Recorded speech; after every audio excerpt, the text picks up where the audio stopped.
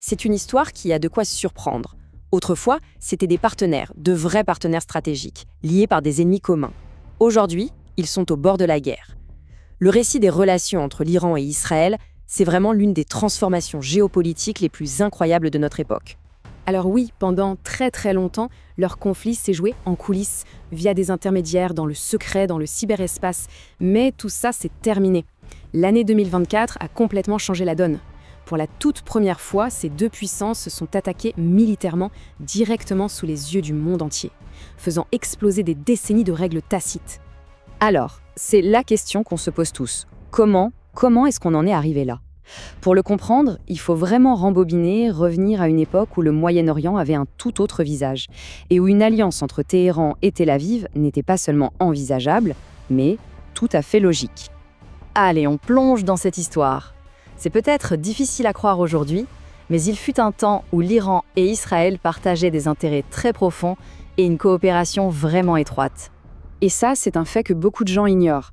À peine 2 ans après sa création, Israël trouve un allié de poids au Moyen-Orient. Et cet allié, c'est l'Iran, alors dirigé par le Shah, un monarque tourné vers l'Occident.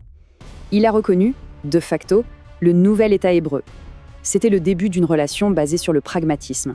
Mais alors, pourquoi cette alliance ? Quelle était la logique ? Eh bien, c'est fascinant. Pour le tout jeune État d'Israël à l'époque, c'était une question de survie, littéralement.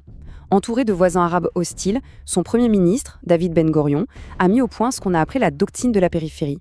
L'idée, contourner ce mur d'hostilité en s'alliant avec des puissances non arabes dans la région. Et dans ce jeu d'échecs, l'Iran du Shah, c'était la pièce maîtresse, le fameux joyau de la couronne. Et attention, on ne parle pas d'une simple poignée de main diplomatique, non. La coopération était bien réelle, très concrète. En 1957, le Mossad israélien et la SAVAK, la police secrète du Shah, signent un pacte de renseignement. Côté énergie, l'Iran devient le principal fournisseur de pétrole d'Israël. Et sur le plan militaire, ils ont même travaillé ensemble sur un programme de missiles, le projet Fleur. C'était un partenariat solide à tous les niveaux. Et puis, tout s'effondre. On arrive au moment où tout a basculé. Un seul événement va non seulement mettre fin à cette alliance, mais va transformer ses partenaires en ennemis acharnés. La révolution islamique iranienne. Lorsque l'ayatollah Khomeini prend le pouvoir, le ton change radicalement. La politique étrangère de l'Iran est complètement redéfinie. D'un côté, les États-Unis deviennent le grand Satan.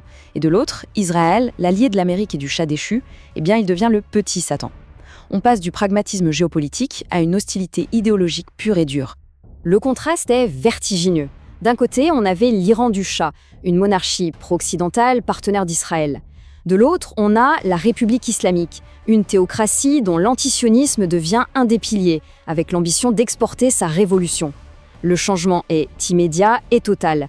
Les relations diplomatiques sont rompues et pour le symbole, l'ancienne ambassade d'Israël à Téhéran est offerte à l'Organisation de libération de la Palestine. Et ce qu'il faut bien saisir, c'est que l'impact de 1979 va bien au-delà de la relation Iran-Israël.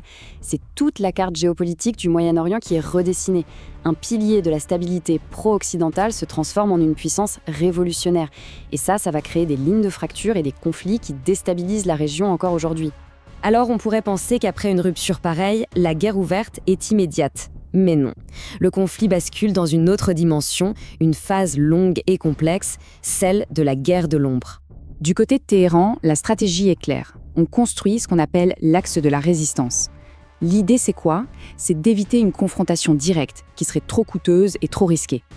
À la place, on utilise des groupes alliés, des milices, pour harceler et combattre Israël à distance. Le Hezbollah au Liban en est l'exemple le plus connu, mais cette toile d'influence s'étend jusqu'en Syrie, en Irak et même au Yémen. Et en face, quelle est la réponse israélienne ? On l'appelle la doctrine de la pieuvre. L'image est assez parlante, il ne suffit pas de couper les tentacules, c'est-à-dire les milices alliées de l'Iran, il faut frapper la tête, l'Iran lui-même. Ça s'est traduit par des campagnes de sabotage, des cyberattaques et même des assassinats ciblés de figures clés du programme militaire et nucléaire iranien. Et puis, il y a ce nouveau champ de bataille, un front sans frontières, totalement invisible, mais absolument central aujourd'hui, le cyberespace. C'est devenu un terrain d'affrontement majeur, où chaque camp essaye de paralyser les infrastructures vitales de l'autre, que ce soit les réseaux électriques ou l'approvisionnement en eau. L'exemple le plus connu, le plus spectaculaire même, c'est Stuxnet. En 2010, ce virus informatique d'une complexité folle a réussi à infecter et à détruire des milliers de centrifugeuses iraniennes servant à enrichir l'uranium. C'est une des premières fois qu'une cyberattaque provoquait des dégâts physiques aussi importants. La guerre de l'ombre venait d'entrer dans une nouvelle dimension. Toute cette guerre de l'ombre, secrète, clandestine, a duré des décennies, jusqu'en 2024. Parce qu'en 2024, tout a volé en éclats, au grand jour, et les règles du jeu ont été complètement redéfinies. Et tout s'est enchaîné très, très vite. D'abord, le 1er avril, une frappe attribuée à Israël détruit un consulat iranien en Syrie et tue plusieurs hauts gradés. Pour Téhéran, c'est une ligne rouge qui est franchie. La riposte arrive moins de 2 semaines plus tard. Pour la première fois de son histoire, la République islamique attaque directement le territoire israélien. Puis, en octobre, une deuxième vague d'attaques encore plus massive. La guerre de l'ombre, c'est fini. Pour bien se rendre compte, ce chiffre parle de lui-même, plus de 300. C'est le nombre de drones et de missiles que l'Iran a lancés en une seule nuit lors de sa première attaque. Imaginez. Même si la grande majorité était interceptée, le message stratégique, lui, était limpide. La dissuasion iranienne est désormais directe. Mais alors, la question c'est pourquoi maintenant? Pourquoi cette escalade? Au cœur de tout ça, il y a une obsession, un enjeu qui surpasse tous les autres, le programme nucléaire iranien. Pour les dirigeants israéliens, l'idée d'un Iran avec l'arme nucléaire, ce n'est pas juste une menace stratégique, c'est une menace existentielle, et ils sont prêts à tout pour l'empêcher. Et il ne faut pas se leurrer, un conflit ouvert entre ces deux puissances, ça ne resterait pas une affaire régionale. Les conséquences seraient mondiales. On parle d'un risque d'embrasement de tout le Moyen-Orient, d'une course à l'arme nucléaire dans une des régions les plus instables du monde, et bien sûr d'une crise économique mondiale avec l'explosion des prix de l'énergie. Personne ne serait épargné. Voilà le chemin parcouru. De l'alliance secrète, on est passé à la guerre de l'ombre, et de la guerre de l'ombre à la confrontation directe. Les tabous sont tombés, les lignes rouges ont été pulvérisées.